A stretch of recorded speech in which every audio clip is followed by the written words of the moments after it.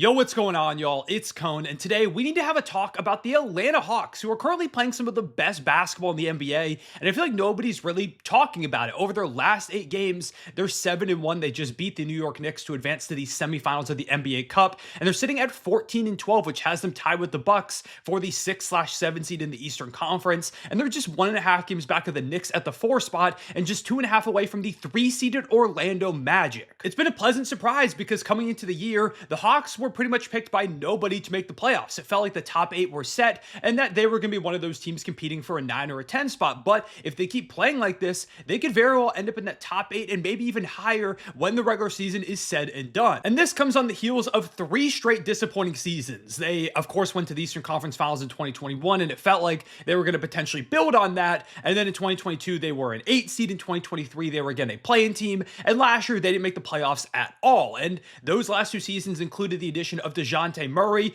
a trade that I never really was that big of a fan of. When the Hawks made it, it technically made sense. It's like, okay, get a good defensive player to put in the backcourt next to Trae, give him another star to play alongside, but neither one of them seemed to project as a high-level off-ball player next to the other one. And to me, Trae Young has always felt like a guy whose co-star needs to be a wing or a big because he's an undersized guard and also being this great playmaker. You set him up with a great pick-and-roll partner or a dynamic wing, and I really feel like that was the way to elevate his play rather than giving him another guard as their second best player. And obviously, it never worked out. It felt like he might be traded at last year's deadline, but instead, this summer they made the move dealing him over to the Pelicans for Dyson Daniels, Larry Nance Jr., and a couple of first-round picks. A return that I thought was great. Like, I really like the idea of Dyson over here in Atlanta getting more opportunity, an interesting veteran in Larry Nance, and getting a couple of first-round picks back after you gave up a few for Dejounte in the first place, trading with the Spurs. Yet, for some reason, the prevailing sentiment, at least from what I saw, was that the Hawks got fleeced, that they didn't get a good enough return for Dejounte, and that the Pelicans were the big winners of the trade. And for the Pelicans' perspective, I didn't even love the idea of Dejounte over there. And obviously, they've had a nightmare season. It's not been because of Dejounte. It's because they literally are cursed. Dyson Daniels even said so himself in an interview today as I'm recording this video, that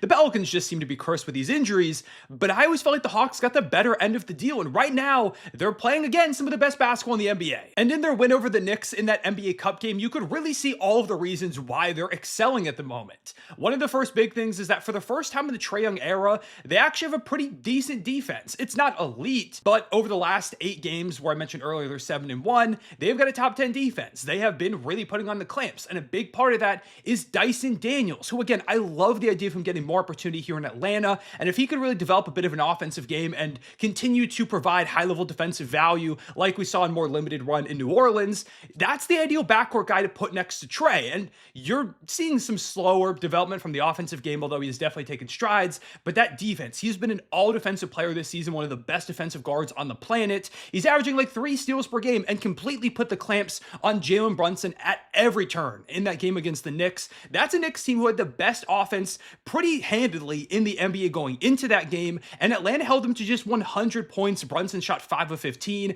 and a lot of that was Dyson. He just has such good timing, anticipation, uses his body well, doesn't foul too much. Of course, loves to get in those passing lanes when he's playing off ball, on ball, great at poking the ball away from even the best ball handlers. Dyson is a special defensive player. In fact, there have already been multiple times this season where he's pretty much single-handedly won them a game with a key defensive play at the end. He's the head of the snake, but Quinn Snyder's also getting buy-in from pretty much everybody else. Clint Capella has done a really good job as a rim protector this season, and that's coming from someone who's been kind of out on Clint Capella for the past few years. Jalen Johnson, really solid on that end. Zachary Risashay, even though there are a lot of ups and downs for the 19-year-old rookie, I feel like defense has been his best aspect this season. Double O has done a great job as a backup big. DeAndre Hunter has been really solid on both ends since returning from injury. And Trae Young, who at one point was pretty unanimously known as the worst defender in the NBA, he's still not good on that end, but he puts in a ton of effort. He's trying really hard, and it's resulted in some pretty good defensive plays over the course of the season. He's no longer this absolute turnstile, even though he doesn't have the frame, the physicality to ever be a really good defender in the NBA. He's putting in a ton of effort. Everybody on the roster is, and that's led them to the best defensive team we've seen in Atlanta in quite a few years. Then there's the offense, which has always been a massive strength of these Trae-led Hawks teams. This year, it's down. Over that same 8-game stretch that we're talking about where they've really stepped up their play, I believe it's 13th. It's right outside the top 10, which is still fine when matched with a top 10 defense. Like, that's acceptable. It's just not been quite as good, but I think there is room for improvement, and there's still a lot to be excited about with Atlanta on that end. Like, Trae Young leading the league in assists. He's averaging over 12 dimes a night right now. He has unbelievable ability to just find players in the smallest of gaps to pass guys open. Trae's one of those players who, despite his efficiency really being down this season, is still making a big time impact on the offensive end. Everything really flows because of him out there, and teams still respect his shot. It's not like they're just leaving him open, and I expect the efficiency to come back. I don't think Trae is going to continue to have this by far worse than his career efficiency season. It's going to rise at some point, and that makes the Hawks even scarier because if his efficiency bounces back, and like the efficiency of Bogdan Bogdanovic, who recently came back from injury and is still finding his footing, this Hawks offense can only get better and better. And that's matched with the great play of some of the other guys on the team, like Jalen Johnson, who was my MIP pick coming into the season, and he started the season really slow. A lot of people were selling their stock. I held strong, and right now he's playing like a borderline all-star, giving you 20 and 10 a night on some really solid efficiency. He is easily one of the best transition players in the entire NBA. He and Trae Young are a match made in heaven, and this is what I was talking about. When you get him a high-level forward who can play in transition with him, it's a nightmare to try and stop. He's taken strides in rebounding and playmaking. He's improved in pretty much every single area. His three-point shot is down a little bit, but again, he started the year really rough from the outside. I think that number is going to continue to climb. Jalen Johnson is a star in the making. He won't make the All-Star game this year because the Hawks aren't good enough to have two, and I think they would slightly lean Trae over him, although I don't know if Atlanta gets any All-Stars, to be honest. But give it a couple of years, and Jalen Johnson feels like somebody who could perennially be in those All-Star talks. He is so good. I'm happy I made it my MIP pick. I think there's a real shot he wins the award, and he's a prime example of one of the many players on this team taking advantage of new opportunities given to them, which is also a big plus of the Dejounte Murray trade. Not only do you get a couple of first-round picks and Dyson, who's playing out of his mind,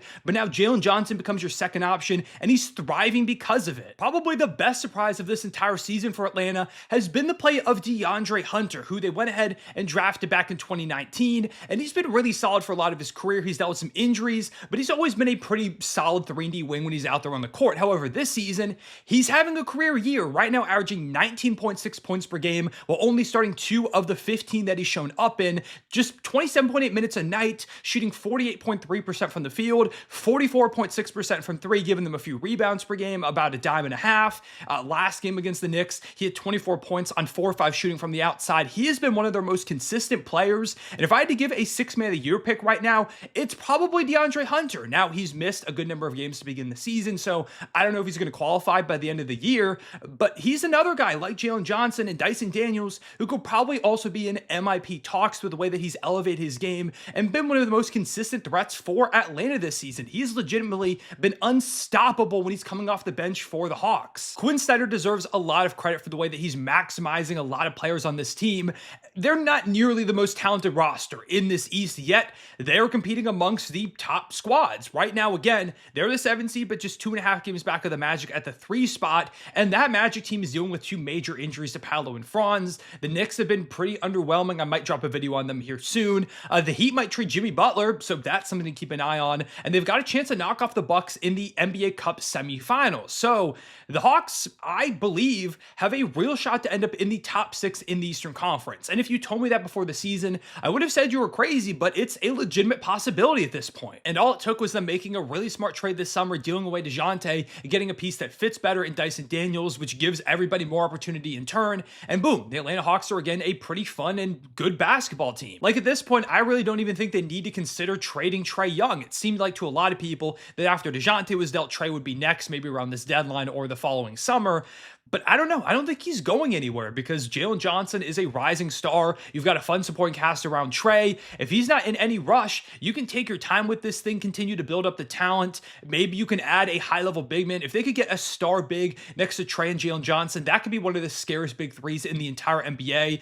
I think there's a really good foundation here for Atlanta. It's going to take a little bit more time and some tweaking with this roster to get them back towards the upper echelon of the Eastern Conference, but they've done a great job of making the future seem a lot brighter than it was like a few months ago. So yeah, shout out to them. They've been really fun this season. One of the things I like as well about the NBA Cup, in addition to it just being a fun idea, is that it puts a spotlight on teams that otherwise may not get it. Like the Hawks weren't going to have that many nationally televised games, and now they had one against the Knicks in MSG where Trae, of course, played the villain role was rolling dice on the Knicks logo. Now he gets to go up against the Milwaukee Bucks, and if they win that game, they get to play in the final against either OKC or Houston. Like, this is putting a lot more tension on the Hawks, Trae Young, and what they're doing right now, which is great. That's exactly what should be the case because they've been really fun this season. So those are my thoughts on Atlanta at the moment. Let me know down below in the comments what's been your takeaway so far from the Hawks season. Who would you try and add to this team if you were the GM? What would be your next approach? Leave a like, subscribe if you enjoyed, hit the notification bell so you don't miss out on future videos. I'll see y'all later. Real Wednesday back.